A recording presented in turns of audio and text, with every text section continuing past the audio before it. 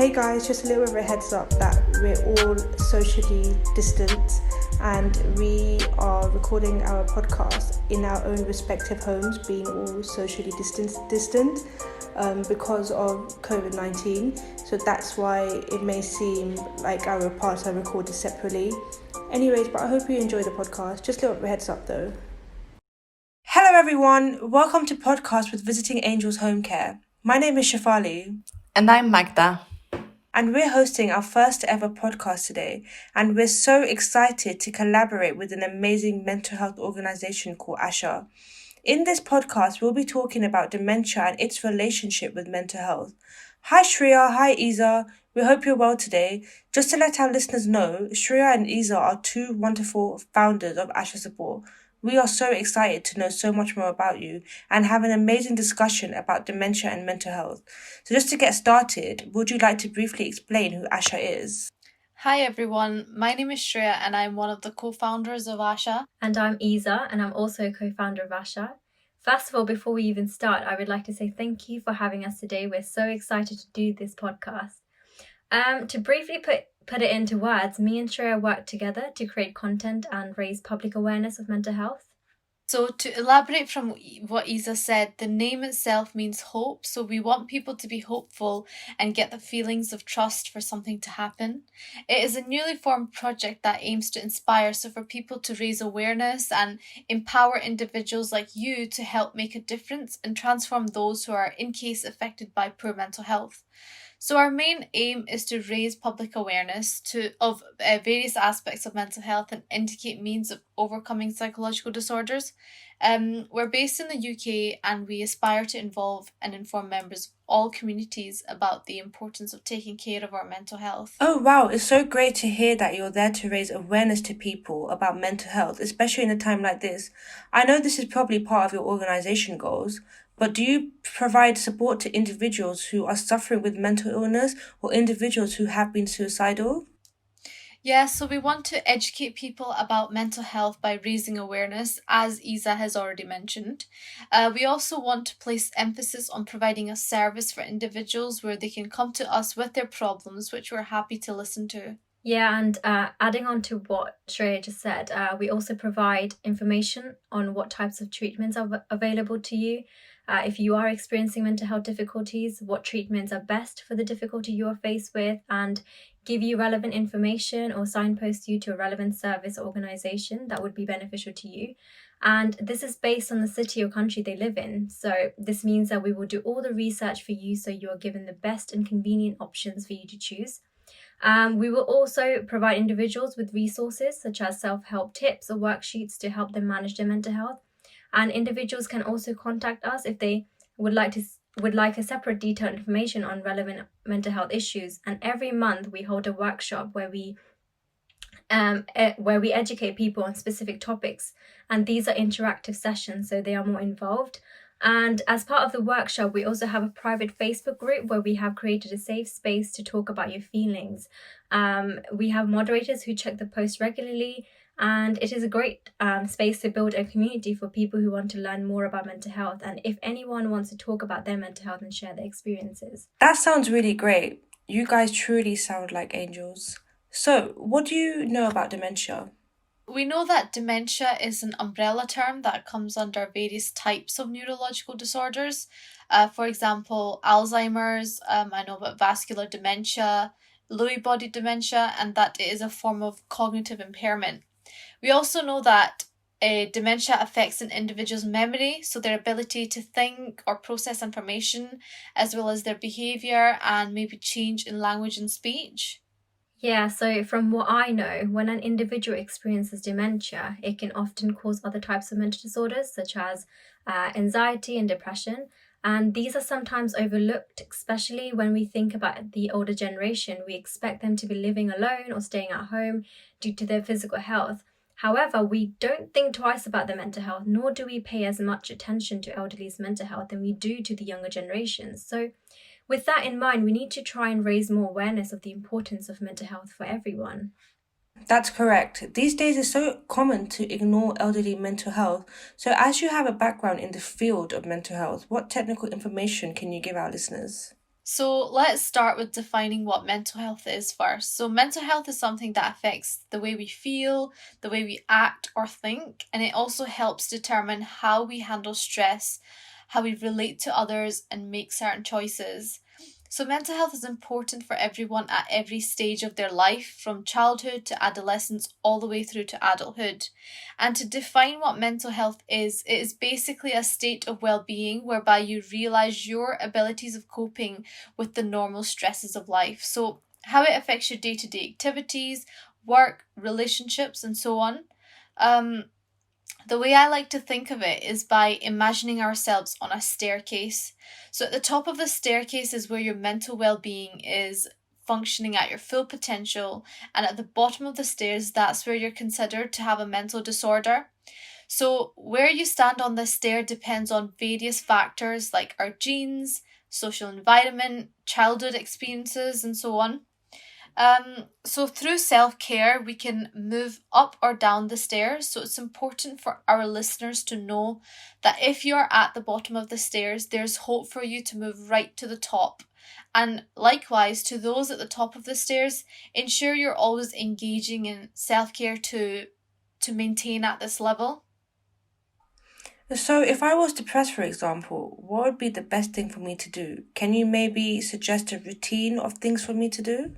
Yeah, so like I mentioned before, self care is really important. So, by doing things like focusing on yourself, taking care of your mind, maintaining personal hygiene, or taking the time out to either play games, listen to music, it can really help to stimulate your mind in different ways. It's important to also talk about your problems, so sharing your thoughts and feelings so that you're not keeping it all in, because when we keep things to ourselves, we bottle it up, and what this does is your thoughts and feelings start taking over yourself, which disables you to be able to do the things that you usually could. And it doesn't allow you to think with a clear and fresh mind because you're so clouded with your negative judgments. So, if you're already in a state of depression or get clouded by negative thoughts, because we all do, I think you should try journaling. So, journaling is a really good technique, as when you write down your feelings, it can really help you become aware of how you are feeling and why you're feeling the way you're feeling. And it allows you to take time to reflect on your day, your activities, and so on. So, it could be really helpful. I would also say exercising and balancing what we eat are quite important, because when we exercise, our body releases a hormone which is responsible for making us feel better about ourselves, which instantly elevates our mood. And it's such a great thing, especially for someone with depression. And the food we eat is also important, because when we eat unhealthy foods like burger, chips, fizzy drinks, which I'm sure we all are guilty of, you might have noticed it makes us feel really sluggish, really tired, and this can really impact our mood. However, when we eat a balanced diet, the nutritions help in elevating our mood and gives us more energy to be more productive. And research has actually found that eating fish, which is rich in omega-3, can lower depression levels. So it's really important for us to watch what we eat, because it can have a direct impact on us emotionally and psychologically and physically too. But of course, this doesn't mean you have to completely cut out burgers and chips from your diet. I would say try and eat it once in a while still incorporating a balanced diet in your lifestyle.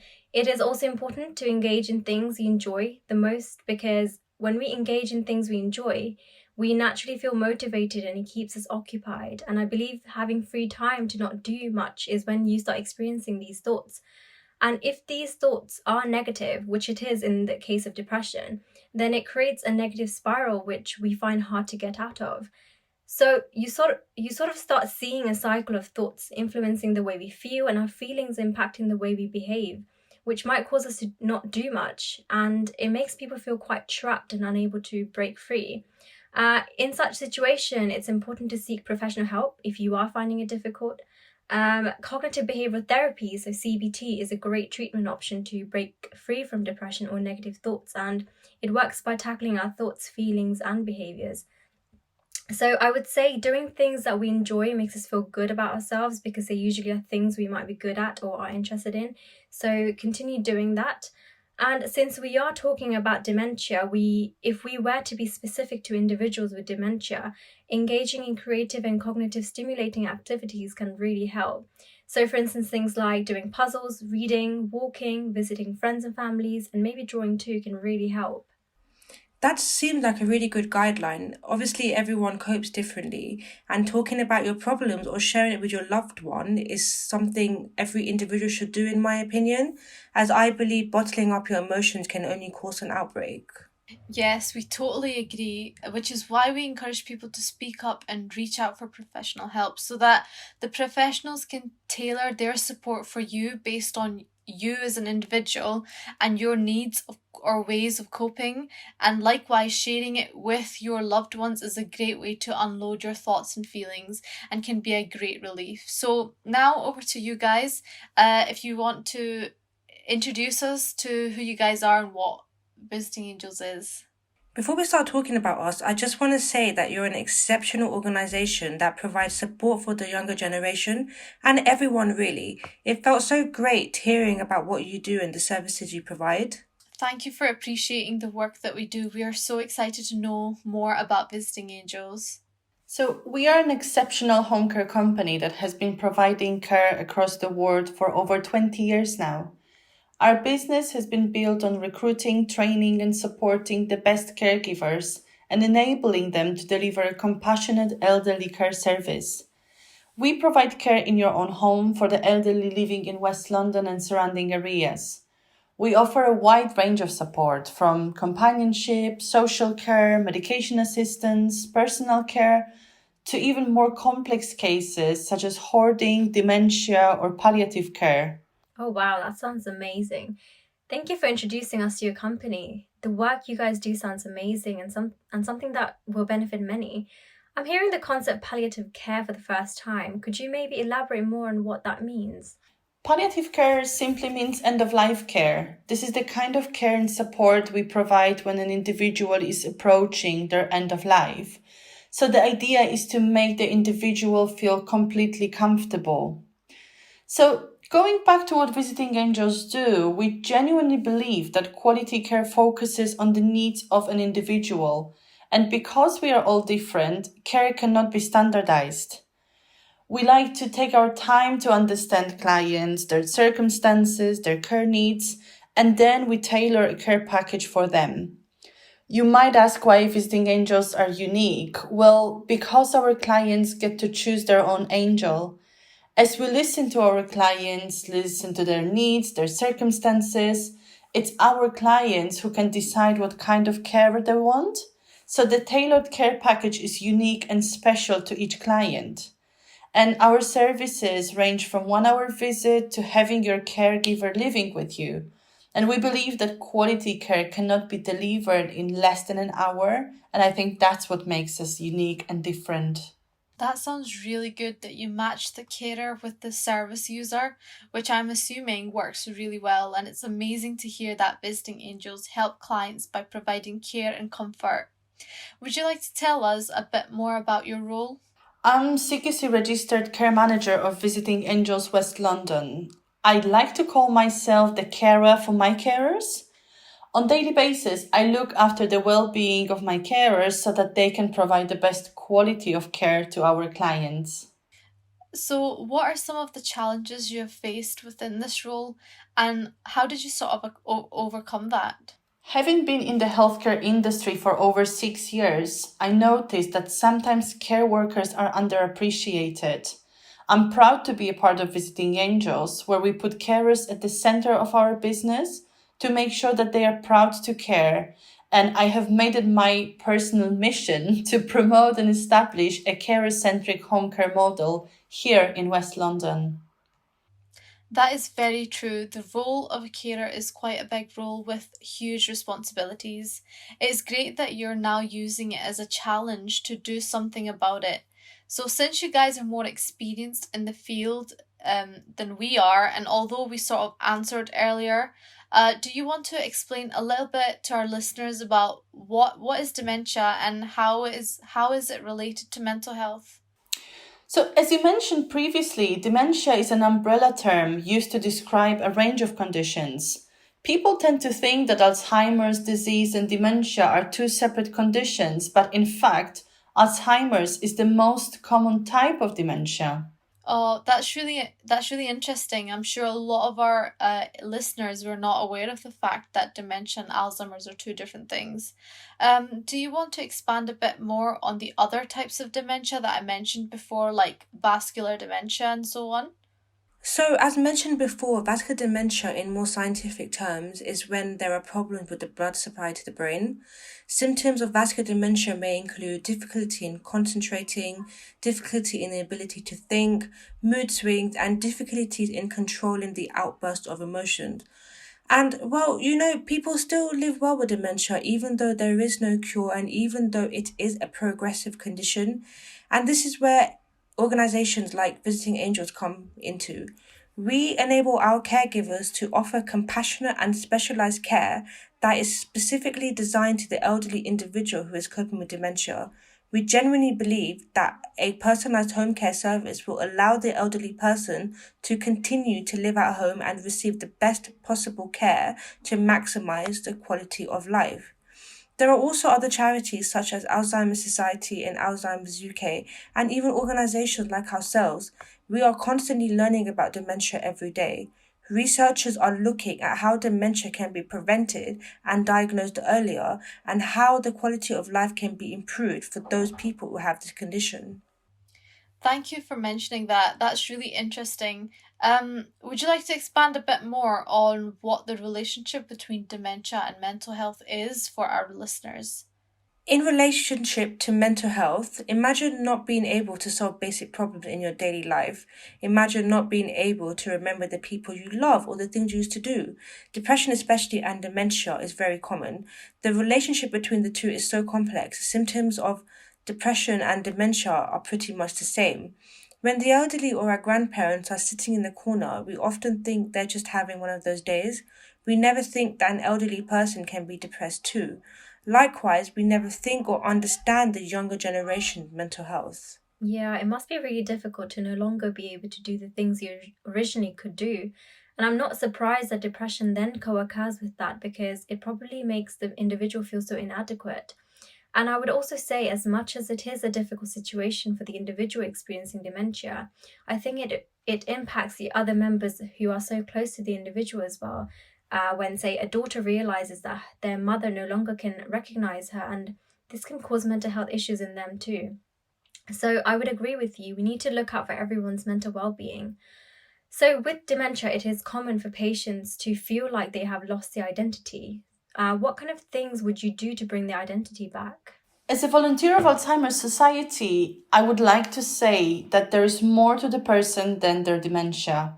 There are many ways of finding out about people diagnosed with dementia.